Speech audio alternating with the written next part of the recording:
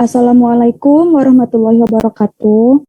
Waalaikumsalam warahmatullahi wabarakatuh. Kami dari kelompok 5 kelas biologi A akan mempresentasikan materi anatomi batang primer. Selanjutnya,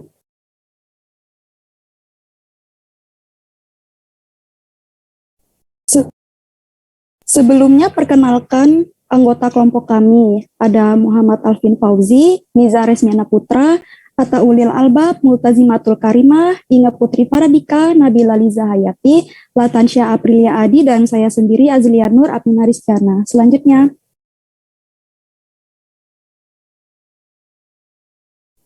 baiklah, di sini akan kami presentasikan beberapa poin. Yang pertama, morfologi luar.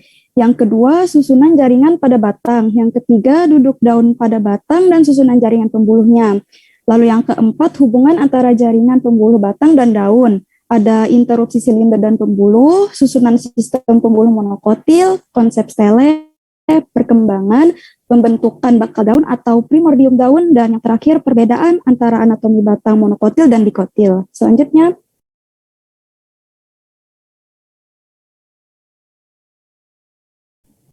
baiklah, langsung saja ke materi yang pertama, yaitu morfologi luar yang akan disampaikan oleh rekan saya. Baik, di sini saya akan menjelaskan tentang morfologi luar. Batang merupakan sumbu dengan daun yang melekat padanya. Di ujung sumbu titik tumbuhnya, batang dikelilingi daun muda dan menjadi tunas terminal. Di ketiak daun biasanya terdapat tunas ketiak. Lalu berdasarkan habitat tumbuh, batang terbagi menjadi 3 jenis, yaitu yang pertama tumbuh di bawah tanah, yang kedua tumbuh di bawah air, yang ketiga tumbuh di darat. Selanjutnya, berdasarkan arah tumbuh, batang terbagi menjadi 3 jenis, yaitu yang pertama tumbuh tegak, contohnya pepaya atau carica papaya. Yang kedua, memanjat, yaitu jika batang tumbuh ke atas dengan penunjang atau membutuhkan benda mati atau bisa juga tumbuhan lain. Contohnya sirih. Yang ketiga yaitu merayap, contohnya ubi jalar. Next. Yaitu selanjutnya susunan jaringan pada batang. Next. Jaringan pada batang dapat dibagi menjadi jaringan dermal, jaringan dasar, dan jaringan pembuluh. Yang pertama yaitu epidermis. Epidermis biasanya terdiri dari satu lapisan sel yang memiliki mulut daun atau stomata dan rambut, biasanya disebut dengan trikomata. Sel epidermis merupakan sel hidup dan mampu bermitosis. Hal tersebut penting dalam upaya memperluas permukaan apabila terjadi tekanan dari dalam akibat pertumbuhan sekunder.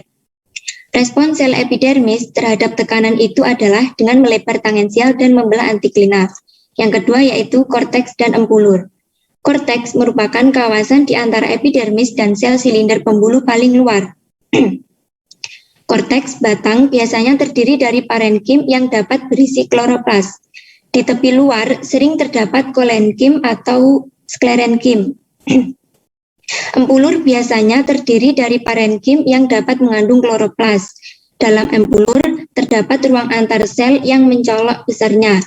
Sel-sel di bagian tepi empulur berukuran lebih kecil, tersusun kompak, dan berdaya hidup lebih lama. Baik korteks maupun empulur dapat mengandung berbagai idioblast, yaitu sel berisi kristal, benda ergastik lain, dan skleroid maupun latisifer. Next.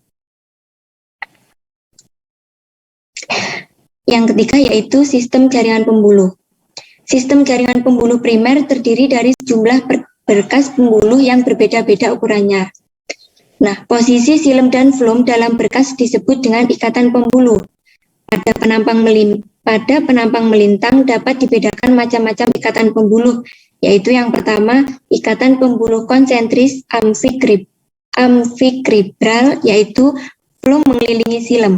Yang kedua, ikatan pembuluh konsentris amfifasal, yaitu silem mengelilingi floem. Yang ketiga, ikatan pembuluh kolateral, yaitu floem bertempat di sebelah luar silem. Yang keempat, ikatan pembuluh bikolateral. seperti ikatan pembuluh kolateral, namun terdapat flum di sebelah dalam silem, sehingga ada flum eksternal dan flum internal. Dan yang terakhir yaitu ikatan pembuluh radial, yaitu tipe ikatan pembuluh yang memperlihatkan kedudukan silem dan flum bersebelahan pada jari-jari yang berbeda. Biasanya silemnya berbentuk bintang. Next. Selanjutnya akan dijelaskan oleh rekan saya. Baik, terima kasih. Selanjutnya saya akan menjelaskan tentang duduk daun pada batang dan susunan jaringan pembuluhnya. Next. Yang pertama, duduk daun pada batang atau filotaksi menunjukkan beberapa keragaman. Yang pertama, jika pada setiap buku terdapat lebih dari 2 helai daun, itu dinamakan daun dalam karangan. Jika terdapat 2 helai daun di setiap buku, itu namanya daun berhadapan. Jika dalam pasangan daun berikutnya berada dalam bidang tegak lurus dan terhadap pada pasangan, daun pertama itu namanya decusatus atau daun berhadapan bersilangan. Jika di setiap buku hanya ada 1 helai daun dan daun itu tersusun mengikuti spiral sekeliling sumbu batang, itu namanya daun bergantian. Next.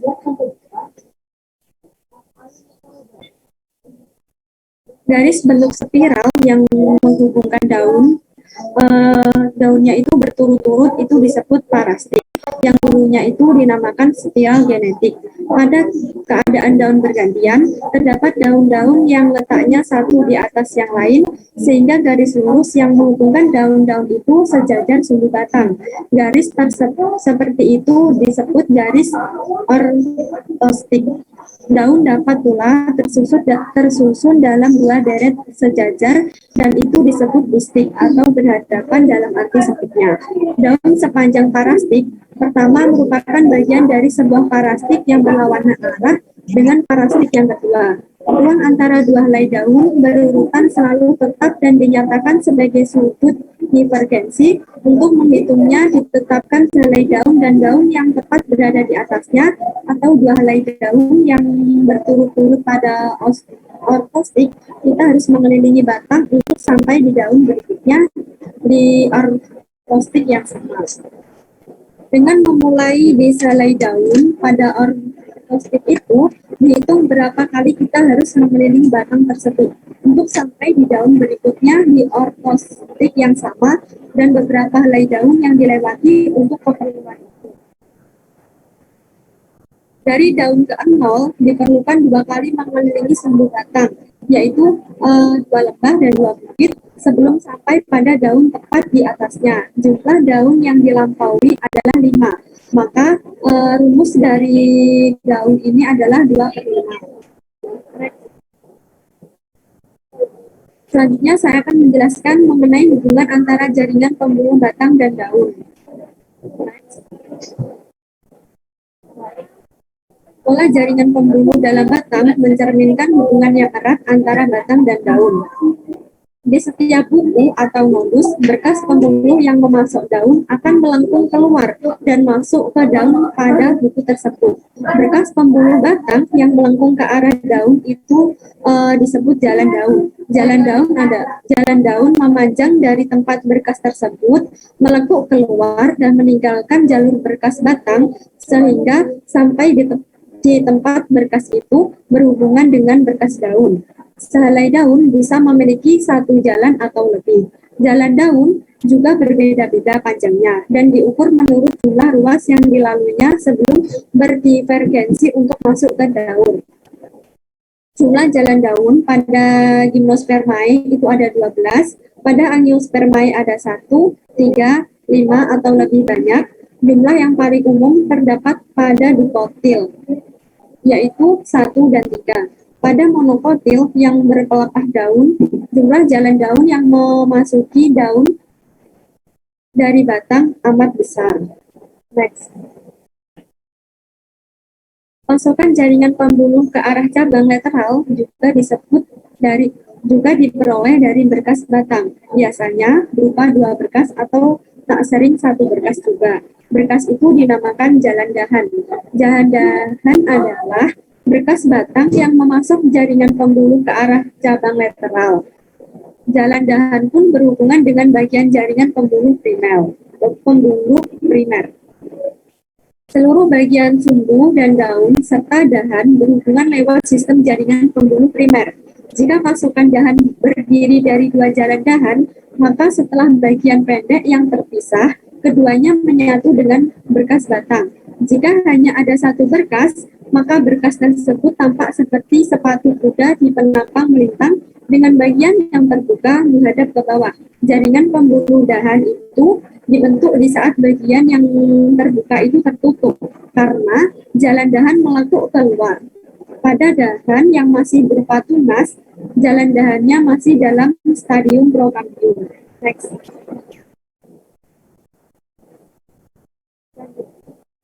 Selanjutnya akan dijelaskan oleh rekan saya. Materi yang akan dibahas selanjutnya yaitu tentang interupsi silinder pembuluh. Next.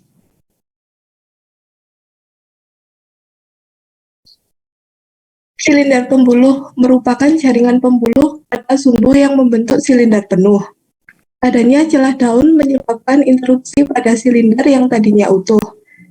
Jalan dahan memisahkan diri secara langsung dari silinder pembuluh dan meninggalkannya segera setelah lepas.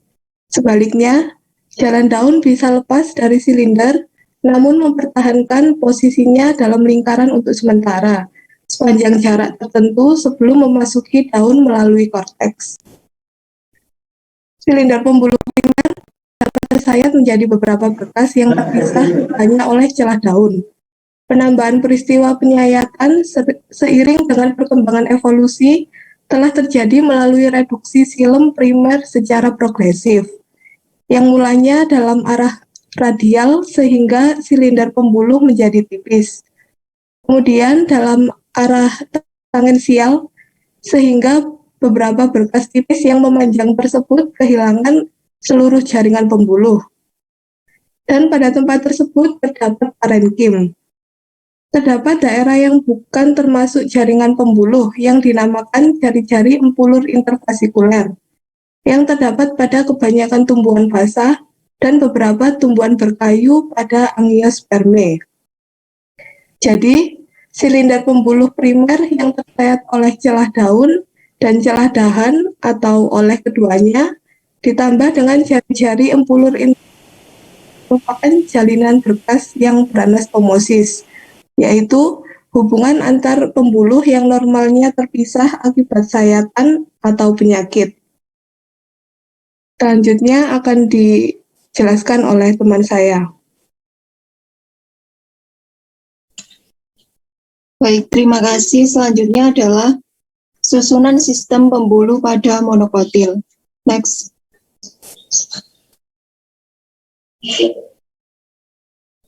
Sistem pembuluh pada monokotil biasanya terdiri dari berkas yang tersebar seolah tak beraturan dan terlihat pada penampang melintang. Sedangkan pada dikotil, sistem berkas pembuluh juga tersebar dan dapat ditemukan di Lymphaceae, Ranunculaceae, dan Veridaceae. Rapis excelsa merupakan suatu palem kecil yang memiliki berkas pembuluh untuk mempertahankan individualitasnya dan memanjang dalam batang dari dasar batang hingga ke ujung. Pada setiap berkas vertikal terdiri dari berkas minor, intermediate, dan mayor yang menghasilkan cabang untuk jalan daun pada selang panjang tertentu. Next.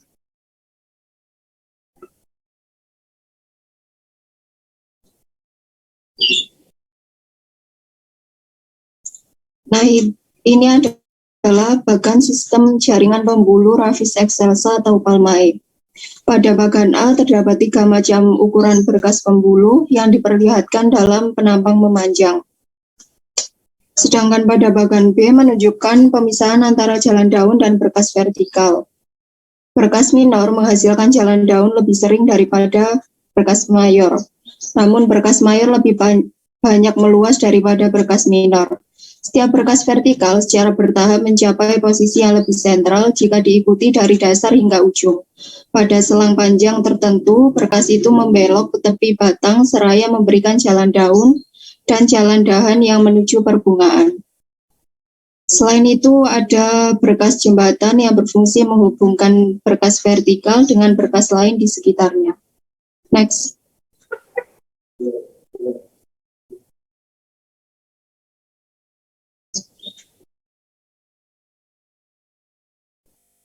Adapun Raffis, Zimmerman, dan Sperry tahun 1983 mengindikasikan bahwa di daerah jalan daun antara pertemuan aksial dan dasar pelepah daun tidak ditemukan metaxilem, melainkan hanya ada trakeit protoxilem yang sempit dan menjamin integrasi fungsional dalam xilem. Pada Poaceae terdapat dua jenis berkas pembuluh. Berkas pembuluh yang pertama adalah berkas pembuluh dalam dua lingkaran, yang terdiri dari lingkaran luar, terdiri dari berkas ramping, dan lingkaran dalam terdiri dari berkas tebal, seperti triticum, hordeum, avena, dan oriza. Berkas kedua adalah berkas pembuluh yang tersebar di seluruh batang, seperti sorghum, saccharum, dan zeamais. Berkas tersebut bersifat kolateral dan dikelilingi seludang sklerenkim. Pada Poaceae terdapat berkas pembuluh horizontal yang khusus dan saling menghubungkan berkas pembuluh daun sehingga saling berkaitan. Kedua berkas ini dapat dilihat pada gambar D dan E. Kemudian pada gambar A itu ditunjukkan bagan penampang memanjang batang yang memperlihatkan susunan jaringan pembuluh. Kemudian pada gambar B itu adalah bagan rekonstruksi sebagian dari nodus, dan gambar C merupakan bagian luar dari sayatan melintang nodus muda yang menunjukkan perkembangan berkas prokambium horizontal yang menghubungkan berkas vertikal. Next. Selanjutnya akan dijelaskan oleh rekan saya. Materi selanjutnya itu adalah konsep stel. Next. Konsep stel ini memiliki arti tiang atau pilar. Konsep stel ini menerangi filogeni struktur sistem pembuluh primer dalam sumbu tumbuhan. Maksud filogeni yaitu adalah ilmu yang mengenai hubungan di antara kelompok-kelompok organisme yang dikaitkan dengan proses evolusi. Nah, konsep stel ini dimaksudkan untuk menganalisis homologi struktur sumbu di berbagai takson. Maksud dari sumbu tumbuhan yang di atas itu adalah mencakup sistem pembuluh dengan parenkim di daerah intervaskular, setelah daun, ampulur, dan peristikal. Sumbu tumbuhan ini digambarkan sebagai stil berbentuk pilar di tengah yang dikelilingi korteks yang pada gilirannya ditutup oleh epidermis. Karena hal tersebut, batas antara korteks dengan stil ini pada batang kurang jelas. Oleh sebab itu, konsep stil ini tidak mudah untuk dipelajari. Sedangkan kelompok stil ini dibagi menjadi dua, yaitu ada protostil dan sinofostil. Yang pertama yaitu protostil. Protostil ini memiliki ciri sumbu xilem yang padat tanpa ampulur dikelilingi plum atau floem. Sedangkan dari segi filogeninya, protostil ini paling primitif. Stil yang paling sederhananya disebut haplostil dengan xilem bundar pada penampang melintang yang kemudian dikelilingi oleh plum. Jika di xilemnya itu tidak rata tetapi bentuknya berombak, maka disebut actinostil.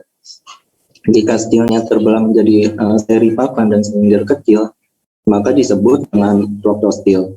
Kelompok yang kedua yaitu ada sinofostil. Stil ini disebut juga dengan stil solenostil karena bentuknya yang berombak. Dalam kelompok ini dibedakan menjadi dua lagi, yaitu sifonostil alveoloid dan sinofostil ectoploid. Next. Sinofostil ini tidak memiliki telah daun dalam bentuk paling sederhananya karena daun amat kecil dan pengangkutan dapat dilakukan dari sel ke sel. Pada beberapa tumbuhan paku yang ada di dunia ini telah daun cukup pendek dalam arah vertikal. sinofostil amfiploid dengan celah daun berurutan terletak cukup berjauhan satu sama lain disebut dengan solenostil. Celah daun memanjang vertikal dan saling meliputi pada ruas sehingga pembuluh terlihat tersayat menjadi beberapa berkas di mana masing-masingnya itu dengan floem mengelilingi xilem. Dari segi anatominya disebut ikatan. Sedangkan pembuluh konsentris amfikribral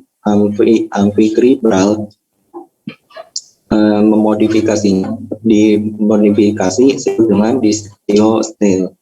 Berkas pembuluh seperti itu yang tadi sudah dijelaskan, yaitu pembuluh konsentris amfikribral disebut distil, yang berkas pembuluhnya saling berhubungan sehingga berbentuk silinder. Sedangkan pada tanaman gimnospermae dan angiospermae, stilnya terdiri dari sistem ikatan pembuluh, yaitu yang disebut dengan eustil.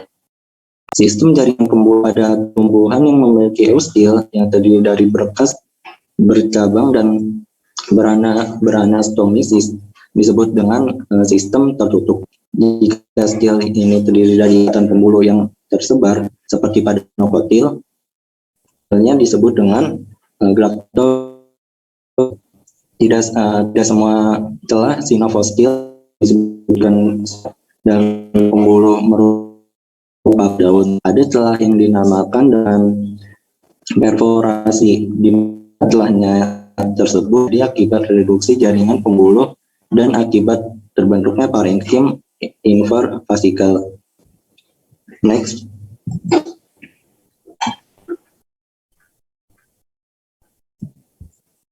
Selanjutnya, moderator.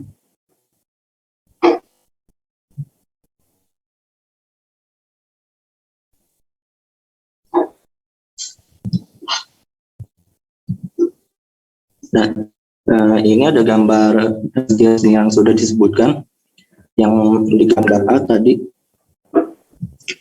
Sebelumnya.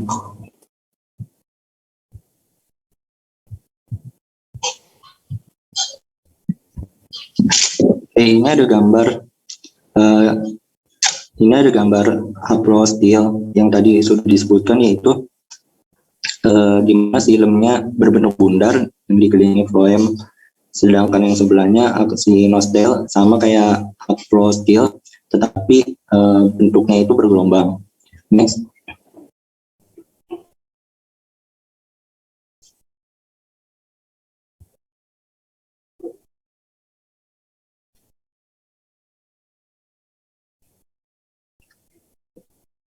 Ini adalah gambar yang pertama, yang paling ini stil padat, protostilnya padat berusuk 3, yang kemudian berevolusi yang menjadi gambar B, yaitu sistem pembuluhnya berbekas 3 empulur, divergensi berkas pembuluh ya karena dia seperti pada gambar A sama C. Nah, sedangkan yang di bawah itu adalah pendapat filogeni menurut Rune, yaitu di mana evolusi stil pada gimnosperm berjalan sebagai berikut. Yang pertama yaitu protostil padat dengan protosilem mesat, kemudian jaringan tersekal, tersayat, dan tercampur dengan parenkim dengan protosilem hanya pada berkas terluar. Kemudian berkas ilemnya mesak mengelilingi empulur. Kemudian berkas ilem endok mengelilingi empulur. Selanjutnya akan dijelaskan oleh teman saya.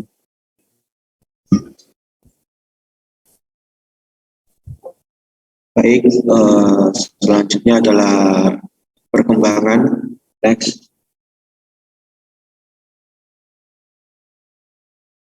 Yang pertama, apex pucuk merupakan tempat meristem apex, jaringan meristematik yang diturunkan dan bersama menghasilkan dasar tubuh tumbuhan.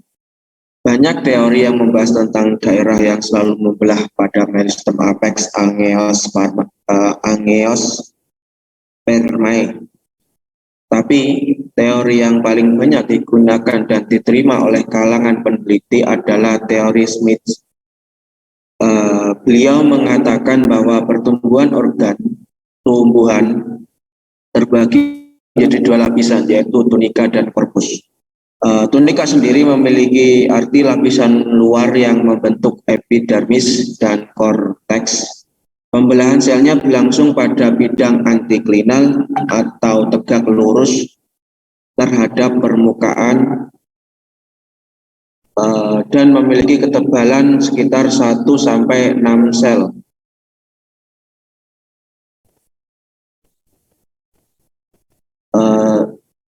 Korpus adalah lapisan yang membentuk stel. Pembelahan sel terjadi ke segala arah. Posisinya tepat berada di bawah tunika. Batang merupakan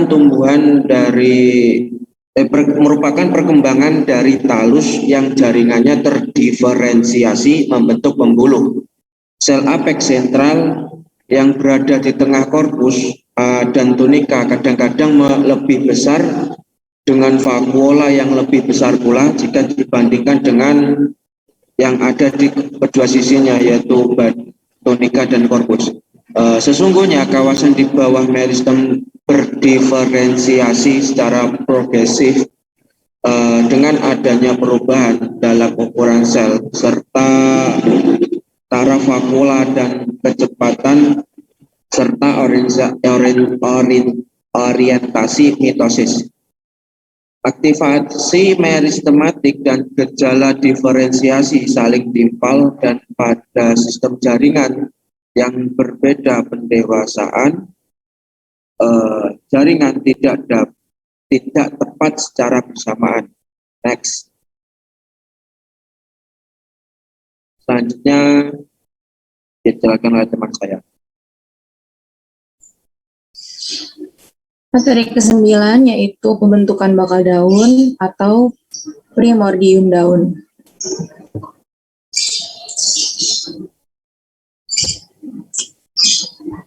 Bakal daun dibentuk di daerah sisi lateral apex pucuk.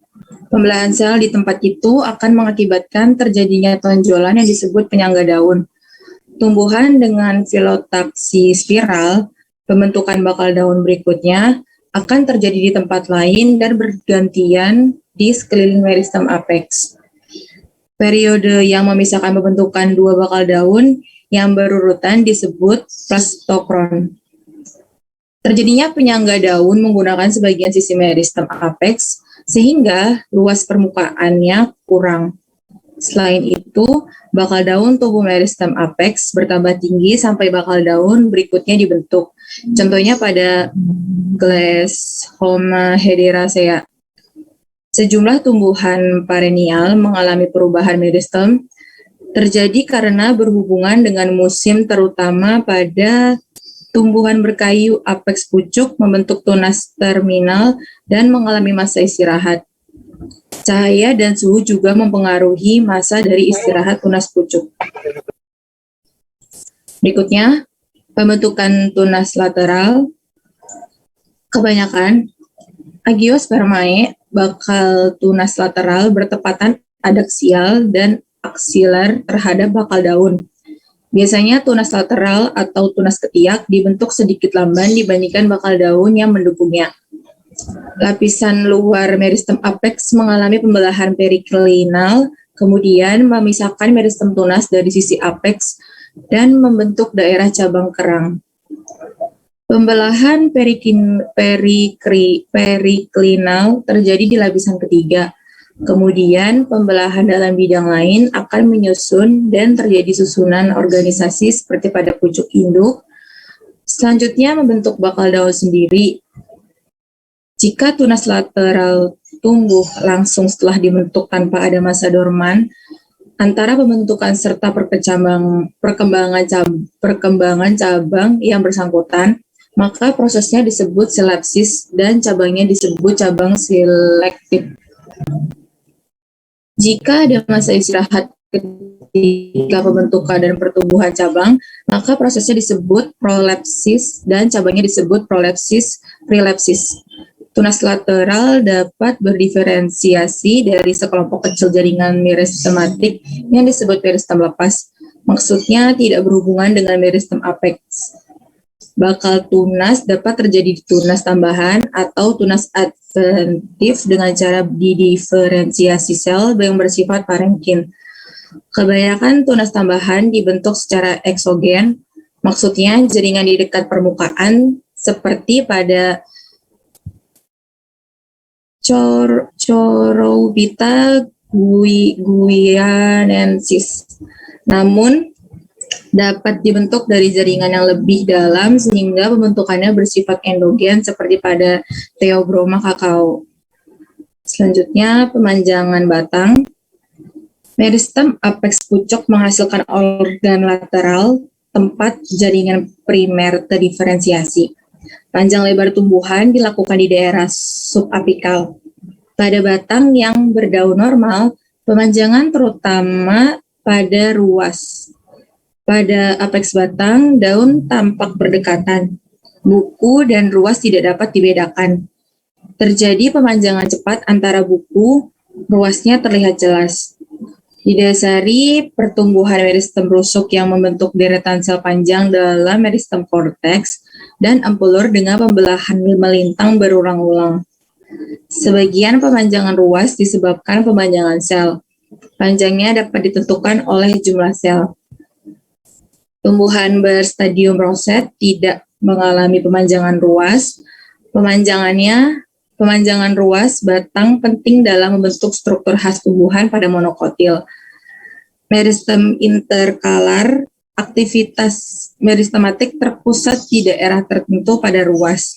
Tersisip di antara jaringan yang lebih maju perkembangannya, dapat mempertahankan kemampuan tubuh lama setelah pemanjangan dalam ruas itu sendiri. Kemudian pada meristem interkalar, jaringan pembuluh terdiferensiasi. Unsur trakeal dewasa dipengaruhi pemanjangan jaringan dasar. Penebalan primer, penambahan tebal sumbu melibatkan periklinal dan pembesaran sel dalam ampulur dan korteks. Penebalan primer tidak banyak pada jenis yang memiliki penebalan sekunder. Pada dikotil khusus dan kebanyakan monokotil, pertumbuhan terjadi di bawah dekat meristem apex.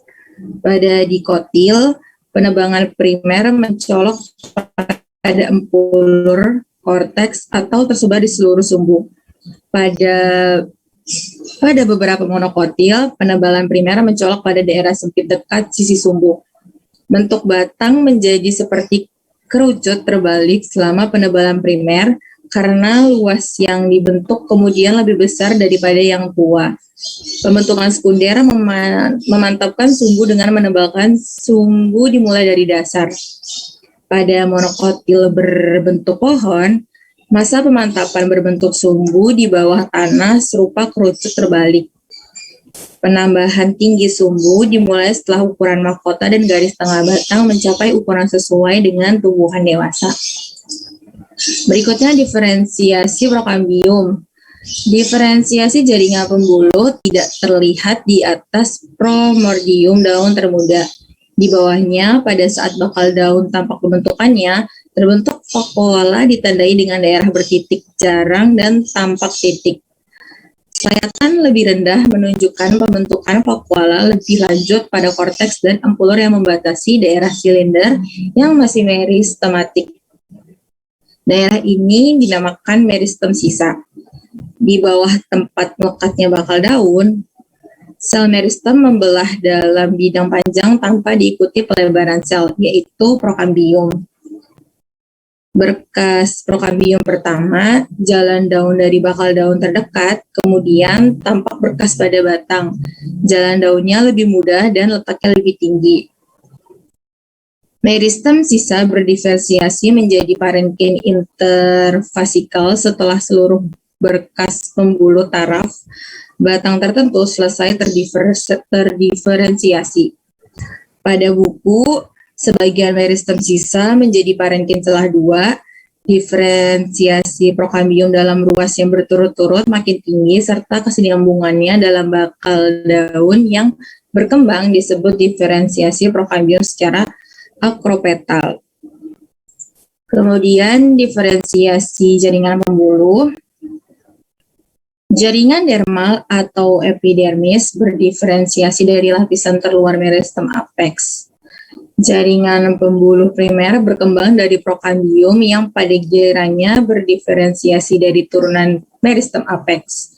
Jaringan korteks dan empulur berdiferensiasi dari meristem tepi dan meristem rusuk membentuk vakuola secara cepat. Kemudian ada asal floem dan xilem. Pada berkas kolateral, floem pertama tampak di luar dan xilem pertama di dalam dari berkas prokambium.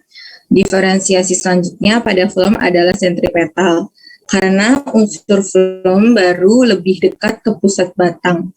Xilem berdiferensiasi ke arah luar, yaitu sentrifugal dan disebut xilem endar. Selanjutnya akan dijelaskan, ada lagi. Kemudian ada juga hubungan jaringan pembuluh antara tunas lateral dengan sumbu batang. Jika tunas lateral dibentuk dekat meristem apex dan tumbuh menjadi cabang, terjadi hubungan dengan meristem jaringan pembuluh batang melalui jalan cabang. Jika tunas mulai tumbuh, akan dibentuk jaringan pembuluh batang secara langsung dengan berkas pembuluh yang paling dekat dengan di dalam batang oleh parenkin yang bervakuola besar. Serta ketika tunas tumbuh, akan dibentuk hubungan langsung dengan berkas pembuluh besar paling dekat melalui parenkin yang bervakuola. Nah, selanjutnya akan dijelaskan oleh rekan saya. Baiklah, di sini saya akan menjelaskan mengenai perbedaan anatomi batang dikotil dan monokotil. Selanjutnya, ada beberapa perbedaan antara anatomi batang monokotil dan dikotil.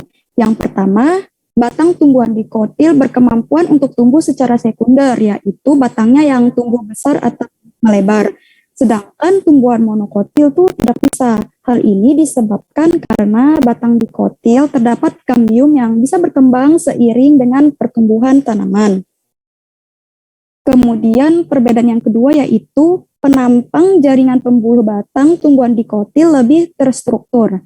Jaringan pembuluhnya seolah saling berkumpul membentuk satu lingkaran. Hal ini berbeda dengan jaringan pembuluh batang tumbuhan monokotil yang jaringan pembuluhnya menyebar. Seperti yang sudah biasa kita lihat jika melihat gambar ilustrasi penampang melintang batang dikotil dan monokotil itu kan kalau batang dikotil membentuk lingkaran, sementara kalau pada batang tumbuhan monokotil dia itu xilem dan fluemnya menyebar secara tidak beraturan.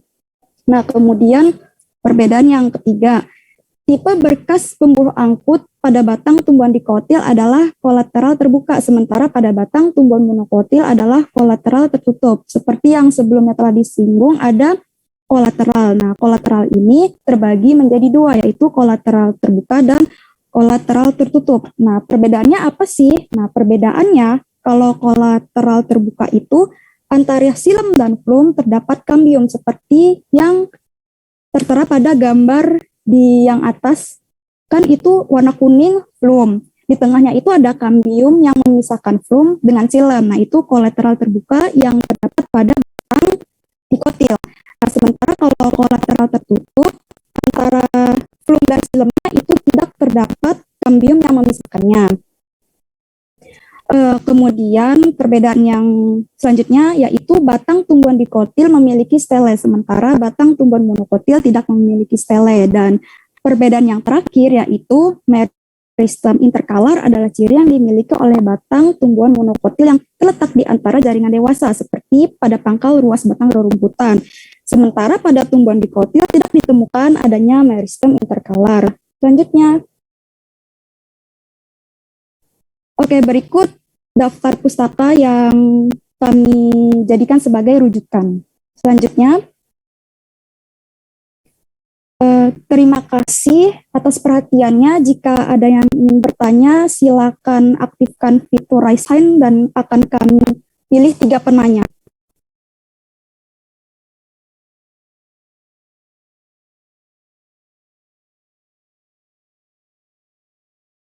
Untuk Fitri Rahayu, silakan.